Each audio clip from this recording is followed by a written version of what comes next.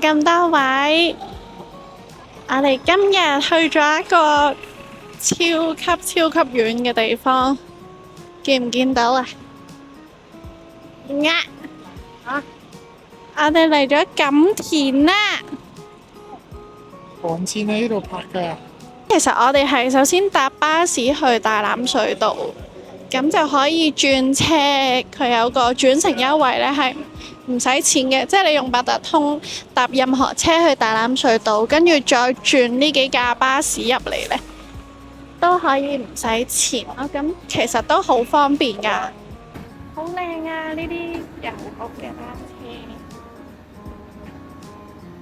車，就咁後邊有個鐵箱就派信。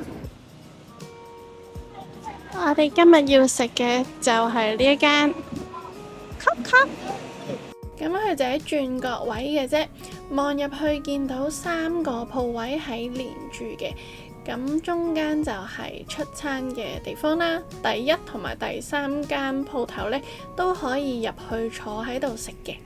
哇！入到嚟舒服晒啊，好舒服啊，涼浸浸。Oh my god！ 唔該。好，我哋睇下餐牌先。呢邊係泰式豬扒蛋飯、素火車頭炒飯、Coco 雞扒漢堡，咦，限量供應啊！哦，咁佢哋呢度嘅餐全部都係送嘢飲噶喎，連凍嘅泰式奶茶都送，幾好啊嚇！好，另一邊呢？咦？呢邊好多嘢食喎，見到有沙律啦、春卷啊呢啲小食，跟住就係 classic 泰 lunch、Pad Thai、香葉肉碎炒飯、濕炒河、乾炒河、蝦醬咖喱豬手。之後就係 noodle set 啦，即係一啲麵啊，泰式嘅湯粉麵。好，事不宜遲，我哋即刻叫嘢食啦！見到佢哋呢度嘅湯河粉呢，全部係泰國空運河粉嚟嘅，咁我就決定要嗌一碗海南雞湯河啦。佢哋呢度除咗主菜之後，仲可以加錢叫一啲小食嘅，例如豬頸肉串啦，或者沙律都係加28蚊就可以叫串，加2串豬頸肉串。好。雖然我哋係 lunch time 嘅時候去都幾多人，但係等咗5分鐘左右呢，所有食物都已經上枱啦。最先要食嘅就係呢個豬頸肉串啊，因為佢一擺落枱嘅時候已經聞到香噴噴，同埋 feel 到熱辣辣出晒煙啊！你哋睇樣覺得佢燒得靚唔靚仔先？我哋而家試食呢個燒豬頸肉先。哇，好正喎！佢出邊呢係甜甜地，應該搽咗一層蜜糖咁樣㗎，咁咬落去咧好腍，做得好好。佢嘅豬頸肉一啲都唔硬啦，一啲都唔乾，係絕對食到嗰啲脆邊嘅口感。成串豬頸肉都好香甜。原來我頭先一入嚟聞到好香嗰陣味就係呢個燒豬頸肉串咯，好好食，一定要加，超好食。佢個香甜真係冇得輸，好似燒嘢食燒得超好食咁，同埋嗰個外脆來源，佢真係嗰啲邊位少少脆嘅。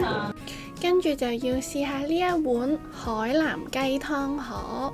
老實講，我叫嘅時候其實係完全冇話有好大期望嘅，但係佢嚟到個賣相又真係俾我有驚喜。另外仲跟咗2兜醬嘅，就分別係薑葱同埋泰式嘅醬汁啦。跟住呢碗船河，我要講佢嚟到嘅時候嗰個樣呢，靚仔嗰個程度係好似係去咗泰國咁，我覺得自己。咁佢啲碗碟都好忠於原著咁樣呢，係用啲好 colourful 嘅膠碗碟啦。跟住雞，俾大家睇下啲雞先，靚仔啊，係咪？黃冚冚嘅，全部都好靚嘅色啦。我哋夾起一嚿睇下先。哇！哎呀，雖然嗱，廚師刀工要改善啦，藕斷絲連嘅。睇落絕對唔似嗰啲鞋十雞啊！我仲要呢個應該係雞髀位嚟嘅喎。另外一個頭先偷睇到嘅亮點就係佢哋呢度嘅河粉係咁嘅樣嘅，我係未食過咁樣嘅河粉啊！好似呢日本嗰隻八寶烏冬咁樣呢，佢嘅河粉係又扁身啦，又薄啦，而且又闊嘅喎。另外仲有白蘿蔔嘅。好，咁我依家試下啲雞先。食海南雞最大嘅尊重就係一定要連皮食嘅，我哋真係好軟滑喎，個雞個肉真係好彈牙。海南雞湯河同海南雞飯有少少唔同呢，就係因為佢係擺喺啲湯粉上面濕濕地呢，所以食落去係更加 juicy 㗎，而且呢，多咗啲香料嘅味，多咗好少嘅蒜香味啊！咁我諗可能係因為佢有呢啲蒜粒仔好食，所以食落去係再香啲啊！我覺得比起食普通嘅海南雞飯，嗱，俾一嚿搣咗皮嘅俾大家睇下，就可以見到佢係好滑，同埋呢拎上嚟你都可以見到係好軟身嘅，好食。我哋試下個湯粉先，好得意啊！有啲似呢，你食緊一啲好薄好滑嘅腸粉，跟住你攤開咗佢咁，入口超級滑捋捋，同埋好滿足嘅，因為佢好大塊咁樣啦，每一嚿都係咁滑。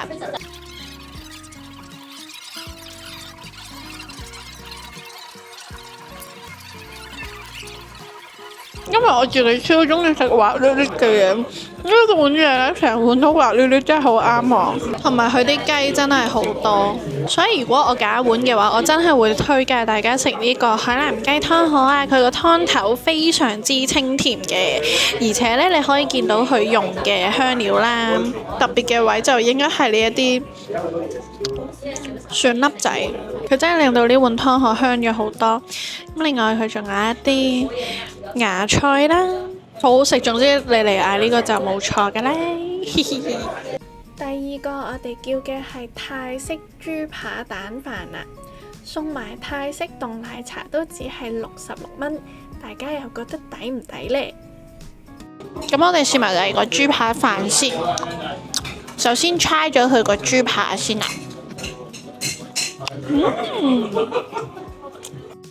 佢個口感同我想象中有啲唔同，即係佢唔係好彈牙嘅，跟住個肉質呢唔係嫩滑嘅喎，咬落去係腍嘅，係冇彈性嗰隻腍。咁但係呢，佢係醃得好香嘅，我會覺得係平時食嗰啲金錢豬肉乾嗰啲香味。